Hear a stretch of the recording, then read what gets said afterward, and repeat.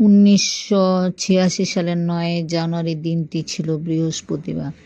আমার জীবনের নতুন ধাপ শুরু হয়।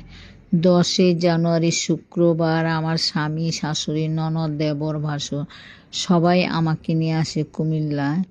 সেদিন বাসায় আমার ভাগ্নে আমাকে বরণ করেছিল। আমি পরিবারের সবার সাথে আস্তে আস্তে চলতে শিখি, বুঝতে শিখি, মানতে শিখি, ভালোবাসা দিতে শিখি। এভাবে সবাই আসে যায়, কেউ চলে যায়, কেউ থেকে। আমার স্বামী ছিল আমার জীবনের প্রথম ভালোবাসার মানুষটি। কিছুদিন যেতে 2 বছর পরে আমার জন্ম নিল কন্যা সন্তান ঝুমা, টুম্পা, শুভন, শ্রেষ্ঠ।